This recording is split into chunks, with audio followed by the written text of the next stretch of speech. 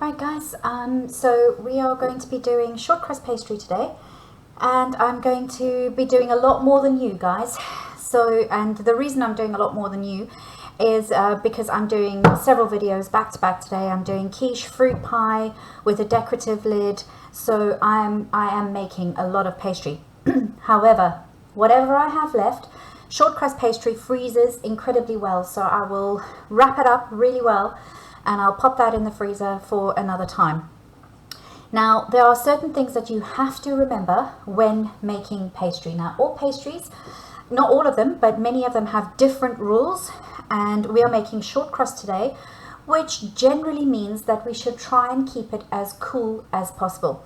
Now, in my experience, I have found it that it is more important to rest it between making it and rolling it out than it is to keep it as cold as possible. So we're going to be looking at several terms and keywords today, and I'm going to try and explain each one to you as we go along. So the first thing that we're going to look at is we're going to look at ratio. So I have got half the amount of fat to flour. So guys, whenever you want to make shortcrust pastry, always know that if it's 100 grams of flour, then it's 50 grams of fat. If it's 200 grams of flour, it's 100 grams of fat. Just to mention, there are a few things that you need to consider when making your shortcrust pastry. So the flour is always plain flour that we make cakes with. The fat is, there are different ways in which you can do this. So you can make it with margarine, but margarine contains a lot more water than butter, and this will make your pastry tougher. There's just no getting around that, and you're going to hear why as we go along in the video. Butter gives it a very nice flavor, and that is why I like to use butter. And then the other thing that I have in my bowl is I have vegetable shortening, solid vegetable shortening. Now, solid vegetable shortening is fantastic in pastry because it makes the pastry short or shorter. And again, I'm going to explain that to you as we go along in our video. You can't use oil. Coconut oil, which is solid at room temperature, doesn't work very well either.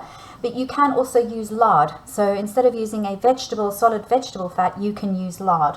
So all of those things will work to varying degrees.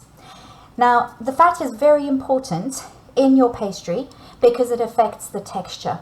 Now, shortcrust pastry is called short because of one very important reason. And that is that when you are doing the rubbing in method, which I'm going to show you now, that rubbing in method is coating all the flour particles in fat. So you're distributing the fat between the flour particles. That is very important because flour contains a protein called gluten, and gluten, while in bread we really want to develop that gluten, in pastry we don't want to. We want those particles, those gluten strands, to be broken so that you can have a crumbly texture. Whereas in bread, we want the whole thing to hold together and be stringy and elastic. In pastry, we don't want that. We want all those gluten strands, or as many gluten strands as possible, to be shorter. And that by doing that, we're going to have a lovely crumbly pastry. Not enough to break, but enough to give you that crumbly texture that is so desirable in shortcrust pastry. So the way in which we do that is we've got our fat. Sorry guys, had to go and get my knife. So we've got our fat, and I've taken it out of the fridge probably about an hour ago, just so that it's not too hard. And all that I'm going to do is I'm just going to chop it up a little bit with a knife. Guys, this just makes it easier to do the rubbing in. And you can do this beforehand. You can actually cube your butter, and then you've got it less, right? And I'm going to do the same with a vegetable fat. And then I'm going to give it a mix so that everything is distributed. Now, the method that I'm going to explain to you today is the rubbing in method. Now this method we use when we've got a lot of flour to fat content, because we want to make sure, if you just mix this with a spoon, there would be no way that you can get the fat evenly distributed, not at this stage. So what we have to do is we have to do the rubbing in method to make sure that we have got as many flour particles coated in fat as we possibly can. And that is the rubbing in method. So guys, I want you to get used to this motion. You are going to always take the flour from the bottom so that you're getting all the flour incorporated, all the fat incorporated into the flour. You are going to do this motion. So it's a rubbing motion and it's a quick motion, guys. You do not want to do this inside your bowl. You're also getting some air into the mixture, so you are going to be very quick. And remember, this is what I'm doing, and I'm trying to incorporate as much flour as I can, and you're going to keep doing that, and you're going to keep getting flour from the bottom of your bowl. I used to have a lecturer that was so pedantic.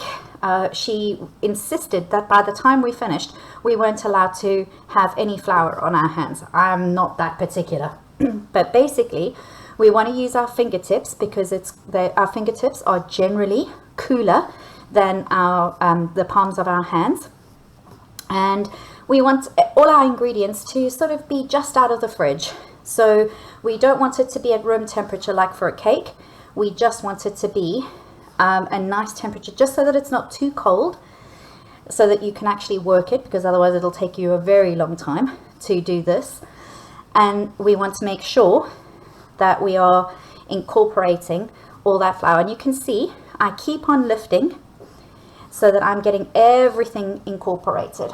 So while we're doing the rubbing in method, I'm just going to talk about gluten just for a second. So in bread, while we want the gluten to develop, that protein in the flour, we want to develop that. But in pastry, scones, okay, we don't want to develop the gluten. The gluten will make your pastry hard, and it will also make it very elastic. So when you put it into something or try and shape it, when you put it into the oven, it shrinks. And especially if you're trying to make a pastry case, that is not a desirable trait. So please remember that your rule for pastry is you're trying to stop the gluten from developing in short crust pastry. And in scones, right, so we're almost there, guys. See, it doesn't take very long for you to, and yours will take even less because you've got much less of a mixture than I have. So I'm just going to check that I've got no huge bits in my pastry, and then I'll be back. It should take me about another minute. Right, so that's done. I've got a few sort of little lumps, but it's quite okay. It should look mostly like breadcrumbs. Now, very, very important. In short crust pastry, remember I was telling you about not trying to develop the gluten. So the more water we add to our pastry, the more gluten is going to develop. So the less water you can add, the less gluten you're going to have in your pastry, gluten formation, and therefore shorter pastry. So we try and limit the amount of water that we can put in. You can also use an egg yolk to combine your pastry. It makes your pastry richer, and it will also help to prevent those gluten strands from forming. Now, the first test that you are going to do after you've done your rubbing in method is you're going to take a handful of pastry and you're going to squeeze it between your fingers, and then you're going to try and break it. Now, I can see that I need some water to bring this pastry together. Otherwise, when I try and roll it, it's just going to come apart. So your recipe calls for about a half a tablespoon to a tablespoon. I'm going to need a little bit more than that because obviously I've got much more in my bowl. So first thing I'm going to do, guys, is I'm going to spread it out, and I'm going to not put my water in one spot. I'm going to sprinkle my water all over, and I'm going to start with 3 tablespoons, a little bit more, and then I'm going to bring it in, and what I'm trying to do is I'm trying to get that water distributed throughout my mixture before I start bringing it in as a dough, right?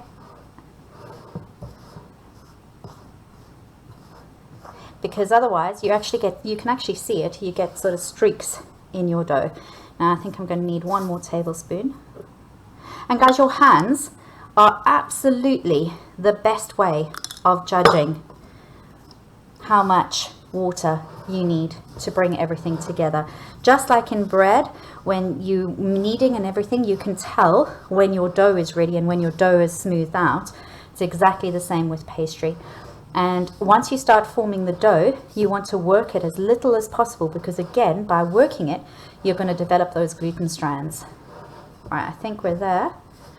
Right, so now I'm going to start pushing it together, oops, into a dough. I normally do this on my counter. Right, so now you can see immediately that although it's still crumbly, when you do the push test, it doesn't actually just break apart or just doesn't crumble. So now you know that you are there. You're going to bring your dough together. It's basically just squishing it, and you'll see that your dough will slowly come together in a ball. Right, now I'm actually going to take this out of my bowl and I'm going to finish this up on my counter. Right, so now I've just put them into 2 balls, and what I'm going to do now is I'm going to cover it, and I'm going to wrap it in some plastic wrap, and I'm going to let it rest. Very important, guys, to let it rest. One of the most important things, I think, even more than anything else, is to let it rest. And I'm going to let it rest until it's really nice and cool. I'm actually going to flatten it some more. Once the plastic is around it, I'm going to flatten it some more, and I'm going to pop it in the fridge for at least half an hour. And then I will come back in a different video and I'm going to show you how to roll it out. Okay guys, so I'm going to show you how to make pie filling. Guys, really, this is going to be an incredibly short video because it is so easy to make your own pie filling. I'm making a fruit, I'm making an apple, cherry and raspberry one today, but you can do it with pretty much any fruit that you want to. So I've got some apples in here, and I've got some orange juice. You can use water. I've got about 2 tablespoons of orange juice, and I'm going to add just a little bit more because now that I've got it in the pan, I can see I need a little bit more. Just enough to cover the bottom of the pan, guys. You don't need any more than that. And then once I've got these cooking, they're going to only cook for about 5 minutes or so, and then remember, they actually go into the this will go into the oven again, so it will cook further. So don't cook it, don't overcook it. You are literally just getting the fruit to soften a little so that the rest of the work gets done in the oven. So I like using frozen fruits just because I can keep them for a really long time, and I can just take out a few of when I want them. I don't have to use them on the day that I've bought them. So I've got some frozen berries here. And guys, remember, again, I'm making a lot more than your one pie, so there's going to be more in my pot than you. 1 apple, a handful of berries of each will be enough for your fruit pie. So I'm going to let that cook down. I'm going to pop the lid on just for a few minutes and then take the lid off. And I'm going to add, I don't like mine very sweet, but again, you do it to your taste. And I'm just going to add 2 tablespoons of sugar, and that is it. I'm going to let that cook down, and I'll show you what it looks like when it's ready. While that's cooking, I'm just going to talk to you about a few other things. So I'm showing you how easy it is to make pie filling. But if you don't want to make the filling, or indeed when we do this in class, because we're concentrating on the shortcrust pastry, we don't make the filling and the shortcrust pastry in one lesson, depending on the year that you're in, guys. If you're in Key Stage 4, you probably will make the filling in school. But this is the thing that you can buy them from Tesco's, you can buy them from Waitrose. I know you can't get them from Sainsbury's, or you couldn't at one stage, so just double check. But it is so easy to make your own, guys. So just buy that. I mean, to make your own. But if you don't want to, or we're making it in school, this one is a great substitute. You can get apple, red cherry, black cherry, and I think those are the only ones that you can get. So that's just for information. Then the other thing that I wanted to go through with you is the kinds of things that you can use. Now, I know that not everybody has the same equipment at home. So I will give you, I'll try and give you many options for every single thing that you have to make at home. And obviously in school, we have all this equipment for you. So you can just use one of these. I keep these if they're still in a really good condition. I keep them, and I use them for other things. I would normally use this one for a savory one, but there's no reason why you can't use this one for pie. You can use an ordinary cake tin, so absolutely fine. Just know that if you use an ordinary cake tin, it is going to be difficult to get a really nice edge on your pie. You can use a pie dish, right? I have several pie dishes, and I have metal ones as well.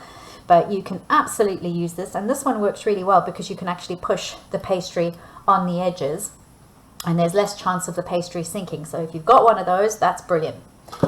Then I've got a selection of loose bottom tins, and if you, again guys, if you've got this, great. If you don't, please, there's so many other options that you can use, but the bottom comes out of it, and it just means that you can serve it quite nicely. You do have to be careful about pushing the pastry into the edges. So I hope that gives you a few different ideas. Right, that's been cooking for about 2 minutes, 2.5 minutes now. I've taken the lid off because I do not want it to be too liquidy, guys. So I've taken the lid off so that we can get some of that liquid evaporated. The other thing that you can do, if all the liquid doesn't evaporate but your fruit is ready, I'm going to show you how you can fix that as well. You don't want it too much liquid in your fruit pie, because that is going to be terrible for your pastry, and you will end up getting very, very soggy pastry, which is not what we want. So I'll come back when that's done and show you. Right guys, so it's done now, and you can see the pieces of apple are still holding their shape, but they softened slightly, and I promise you they will soften further when they're being baked. But now you can see, especially when you use berries, that you will end up with quite a lot of liquid. Now you can carry on cooking it until the liquid evaporates, but I actually like that it sort of makes a berry sauce for your pie, but this is too runny. And if you put that into your pie, it would just make your pie soggy. And this is what they actually do with these, is they thicken, and this is how you thicken it. So all I've got in here is I have got 1 teaspoon of cornstarch mixed with a little bit of water. And it's cornstarch, guys, not flour. Okay, flour, you're in danger of getting lumps. Cornstarch, not so much. Okay, the biggest thing about it is as soon as it goes in, you have to stir, and you have to stir constantly. Right, so you can see already the sort of whiter sections is where the corn flour's gone in, and now you have to cook that out just a little bit. And I'm going to increase the heat, and you will see how quickly it thickens.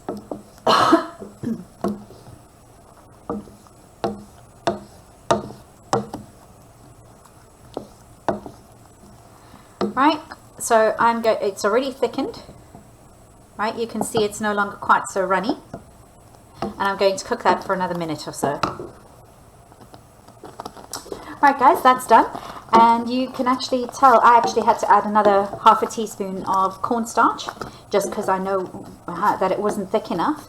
But now you can see it's a completely different consistency, and it doesn't just run off the spoon. And the way in which you can tell that it's thick enough is if you just take your spoon, if you can see the bottom of the pan before it comes together again, it's thick enough, and it will cool down even more as it cools. So let that cool down now, because you can't put that hot fruit inside your pastry case. So I'm going to put that aside and let it cool. And that's that for fruit filling, guys. So all you have to do is make sure that you choose your fruit, thicken it a little bit if you have to, otherwise your pastry will be soggy. Done. Right guys, I have a video that will actually go through all of the rolling out with you, and it will explain the cling film, etc., and I'll put a link to that as well when I give it to you on Show My Homework. But today I'm going to be lining my tin for my fruit pie, and I'm using one of the loose bottomed ones, but again I've given you all the options of the different ones that you can use. And remember, in my other video I actually show you why it's important to or why it's helpful to have the cling film. And I'm just going to gently lay my pastry over, and now I'm going to lift it. Am I on camera? Oops, there we go. And I'm gently going to lift the sides, and then I'm just going to ease it down into the tin. Don't worry about the edges, these edges over here. We will fix those in a minute. And guys, short crust pastry is actually very forgiving. So if you do get a little hole like that, we're going to fix it. So don't worry about it too much. All right, don't stress about it. Don't stress about anything, really. What'll be will be. And when you know, the better you get it, and guys, even some days I make the most awful pastry, and some days I make pastry that just everything works, and that's the nature of it. That's just how it goes. So, but don't worry if your pastry actually cracks, because it means that your pastry is very short, and that's what we want. Your pastry should be about the thickness of a pound coin, and I'm going to show you how to fix those in a minute. All right, so we've got all this.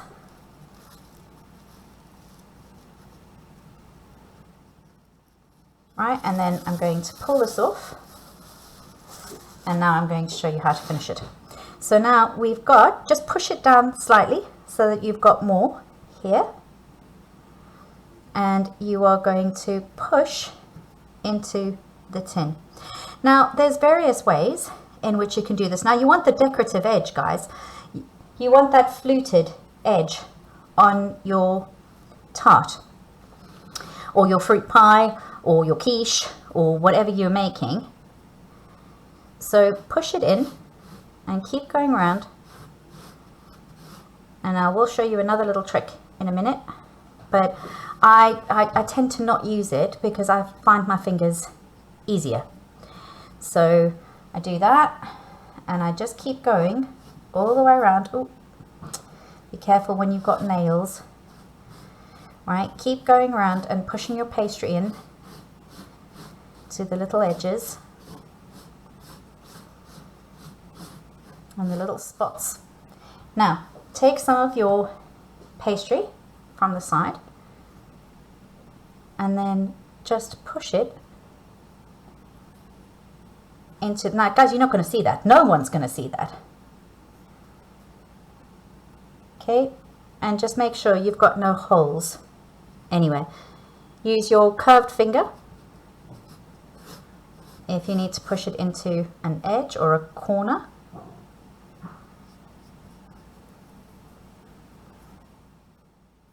Right. Now to finish off the edges, and you want the edges really nice.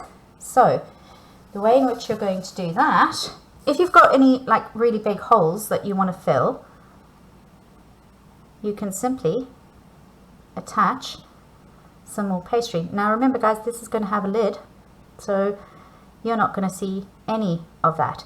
But what I do recommend is that you push it up. So, sorry, push it down a little. Use your fingers. Right? So that if it does shrink, you've got a little bit of extra pastry there. And again, don't worry if it shrinks. Never worry, because you are going to cover it with a lid, and a lid hides multitude of sins, guys. So try and get your edges as neat as you can. I'm going to carry on doing that, neatening it up, and I'll show you what it looks like when I'm finished. Right, so I've done that and I've neatened up my edges, and now I'm going to get it ready for blind baking. But the first thing I'm going to do is just get some holes in the bottom of it. Guys, not huge holes, because obviously you don't want your filling to leak out. And that is it. Now, remember I said to you resting is one of the most important things that you can do. So I'm actually going to just cover that in some cling film, and I'm going to pop it back into the fridge for a few minutes while I get everything else ready. Alright guys, so now I'm making the lid for my pastry, and I like, well, a relatively solid lid, and what I do is just make a very simple pattern on the top. So I have measured out, my tin is 23 centimeters I think, so I've measured out a square of 25 just so that I know I have got a big enough lid, and I'm just getting a selection. I'll probably only take the smallest 3 of my cutters, and guys, you can use anything. You can use the ends of a piping nozzle, you can use a small glass, you can freehand your cuts, you can do anything that you want. Your teacher will also show you some videos on decorative pastry techniques, or you can look up videos on decorative pastry techniques. So I'm not going to be even about this. I'm going to take it, and I'm not going to get rid of those, guys. I'm going to show you what I'm going to do with those. So, and I'm just going to dot some of the bigger ones. Right, sorry about the drilling earlier, guys. My husband's doing building works. Our whole house is in a state of building works. So I'm just going to carefully lift up those little pieces and pop them on the edges. So I'm going to do that with all of them, and I'm going to do them with different sizes all over, and then I'm going to show you what we'll do when we put everything together. Right, guys, while I'm doing the lid, I'm going to blind bake. This has been in the fridge now, and it's nice and cold, so I'm going to get ready to blind bake it. And all I've got is a piece of parchment paper, and it's going to make an opening. I'm just going to scrunch it up, unravel it, and then that enables us to put that in the bottom. Right, now the little holes that we made with a fork earlier will stop it from puffing up and making a sort of a domed, so it lets some steam escape. And now we're also going to stop it from doming up by using baking beans. Now, I had to throw my baking beans out recently because they start to get really bad after a while.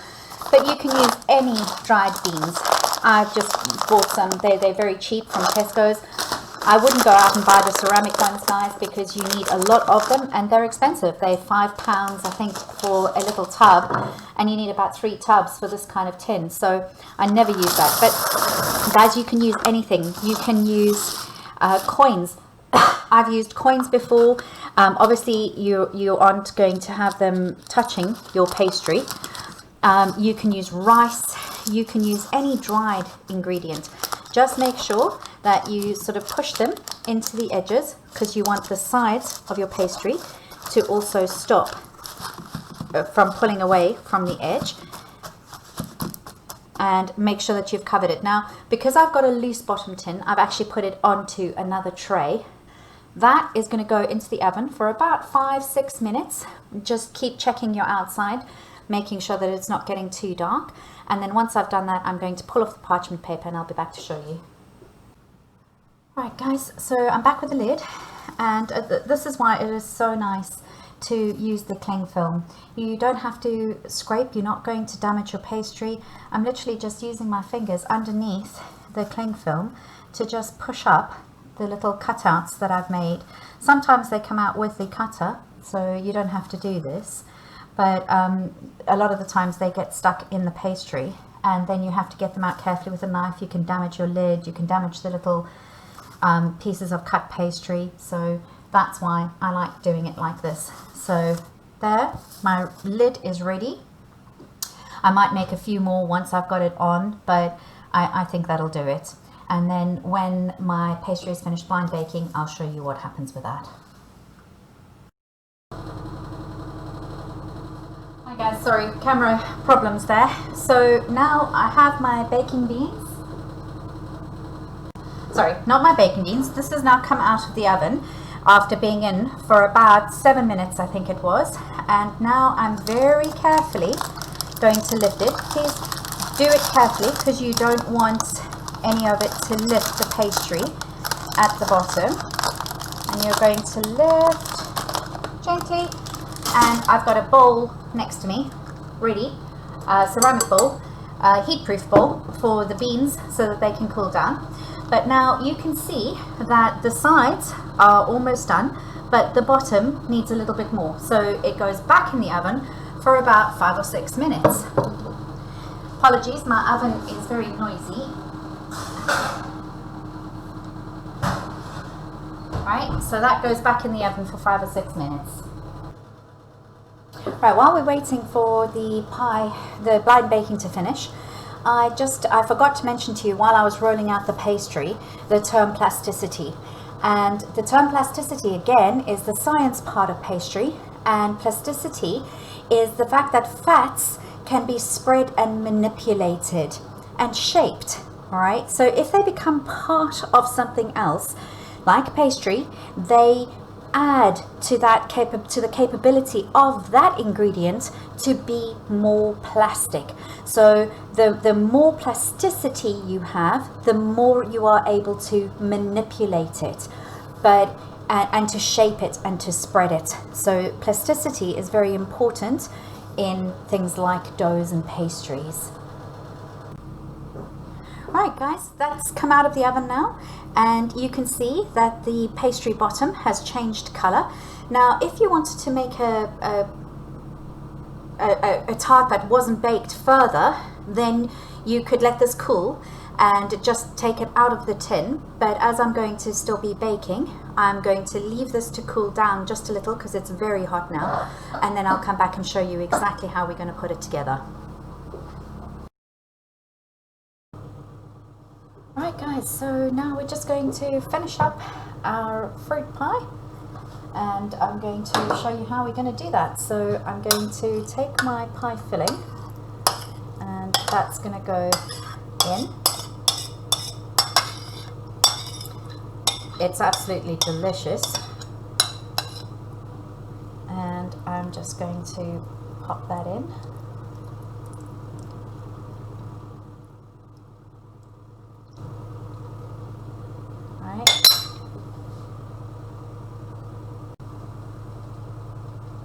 Now I'm very carefully going to lift my lid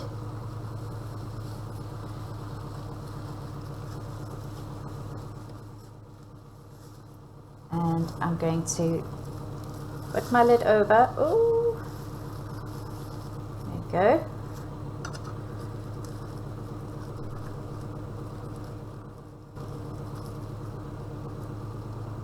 Like that.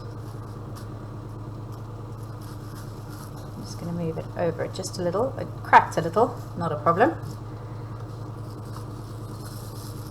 And to peel that paper off. Plastic. Right, and then I'm going to just push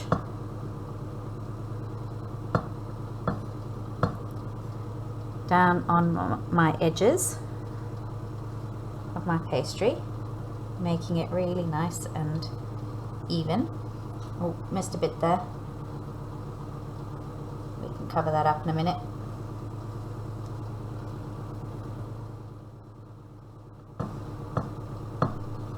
Alright, get rid of all my excess pastry. Now don't get rid of, don't throw it away, not yet anyway.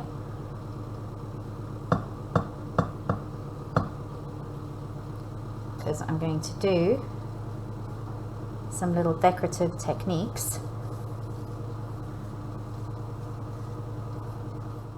cover up anything that I'm not happy with.